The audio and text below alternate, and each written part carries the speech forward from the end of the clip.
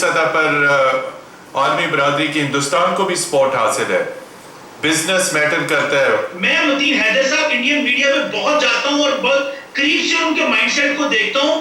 وہ 2024 تک آپ سے بات کرنے کو بالکل تیار نہیں ہے, ایک کلیئرٹی.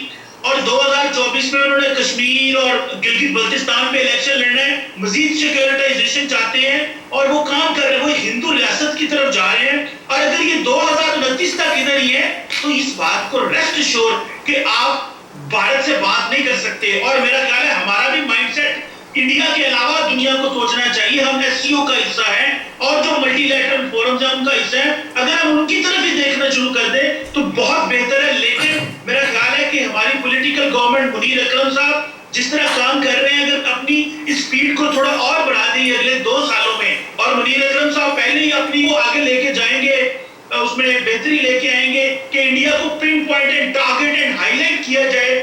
وہ کہتے ہیں کہ ہم نان وائلنٹ ہیں, ہم تو نان وائلنس ڈے UN سے منا رہے ہیں. جی قمر چیمہ صاحب, اب ہم اگر دیکھیں کہ اقوام متحدہ جو ہے وہ انٹرنیشنل لا میں, بین الاقوامی تعلقات میں بہت بڑا ایک اہم ادارہ ہے, اور جس کا بنیادی طور پہ کام یہ ہے کہ امن کو پرموٹ کرنا, تنازعات کو حل کرنا, یہ اس کی یقینی طور پہ one of the basic mandate اقوام متحدہ کے چارٹر میں ہے. لیکن ہم دیکھتے ہیں کہ اقوام متحدہ کے بھی ڈبل سٹینڈرڈز ہیں.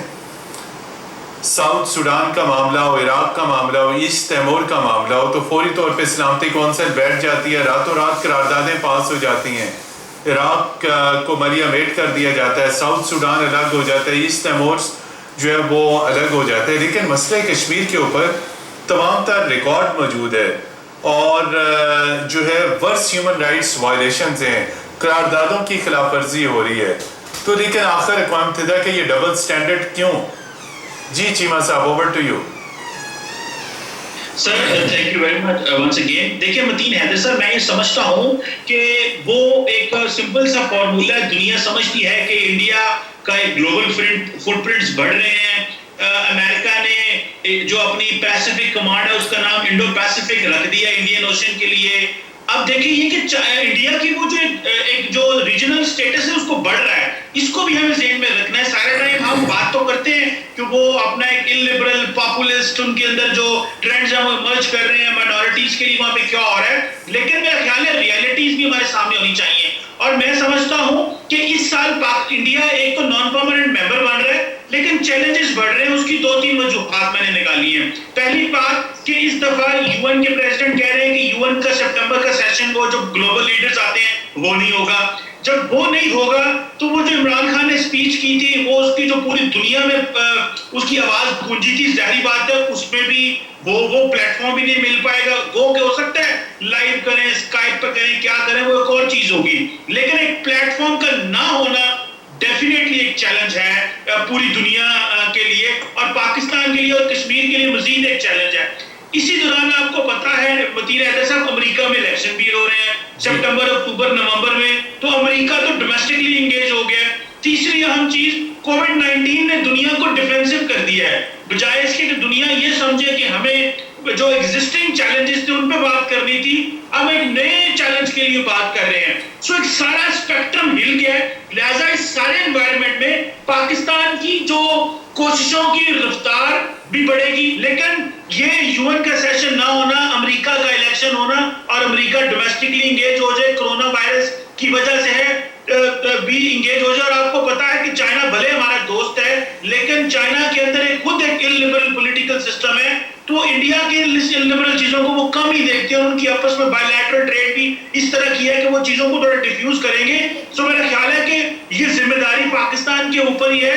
لیکن میں صرف ایک چیز کہوں گا, بھلے کوئی ہمیں سپورٹ کرے نہ کرے, صرف ہمارے بیانیے میں کنسسٹنسی ہو متین حیدر صاحب, تو میں سمجھتا ہوں کہ کیا ہی بات ہے. دنیا کو بھی اس کا پتہ چلتا رہے گا پاکستان کی آواز. ہم جب بھی ایک چیز کر دیں, اس کے علاوہ جب بھی پاکستان میں کوئی لیڈرشپ آئے, دنیا میں ہمارا وزیر اعظم کہیں ملنے جائے, پریس ریلیز اور جوائنٹ سٹیٹمنٹ میں کشمیر کا ذکر آئے تو مسئلہ زندہ ہے, ورنہ مسئلے کو کوئی ہم زندہ نہیں کر سکیں گے. کشمیر کا مسئلہ ہر پریس ریلیز میں آنا چاہیے, بے شک وہ بھی. سوال آپ سے یہ ہے کہ گزشتہ برس ایشیا پیسیفک گروپ کے اجلاس میں انڈیا کی انڈورسمنٹ ہوئی, پاکستان موجود تھا اس گروپ کے اندر, تو آخر کیا وجہ ہے کہ اگر ہم نے ووٹ دیا نہیں دیا, انڈورسمنٹ کری, یقینی طور پہ پاکستان نے اگر خاموشی بھی اختیار کی ہے تو وہ بھی اس کا مطلب ہے کہ ہم نے اس کی مخالفت نہیں کری. کچھ اس پس منظر پہ روشنی ڈالیے کہ آخر یہ پاکستان کی جانب سے انڈورسمنٹ کیوں ہو گئی گزشتہ برس؟ یہ دیکھیے اس پہ میں پوری تفصیل میں نہیں جانتا ہوں کیونکہ میں یہاں نہیں تھا اس وقت. میں نے نومبر میں یہاں میں ٹیک اوور کیا ہے, پر میں نے پوچھ پاچھ جو کی ہے, بات یہ ہے کہ ہندوستان نے اپنا کینڈیڈیٹر 213 میں اناؤنس کیا تھا, جب افغانستان کو اس نے بٹھا کر اس افغانستان کی جگہ اس نے اپنا کینڈیڈیٹر پیش کیا تھا. یہ 2013 میں سے ہوا ہے مجھے بتایا. تو لابنگ 2013 سے چل رہی ہے. 6 سال یہ رہا اور 6 سال میں ہم نے کوئی اس کی اپوزیشن یا مخالفت کی کوئی ظاہر نہیں کی. جب یہ مسئلہ سنا ہے کہ جب یہ ایشیا پیسیفک میں گروپ میں آیا انڈورسمنٹ کے لیے, وہ بہت سڈنلی انہوں نے ریز کیا اور بہت سارے ملک نے وہاں سپورٹ کیا. اب ہم نے پوزیشن اپوزیشن اگر ہم لے بھی لیتے, ہم نے لینی چاہیے تھی. اگر میں بیٹھا ہوتا تو میں تو obviously I would oppose it. پر شاید غلطی ہوئی یا شاید اس پہ آواز ہماری ڈراؤن آؤٹ ہو گئی. پر اس وقت انڈورسمنٹ ان کی ہو گئی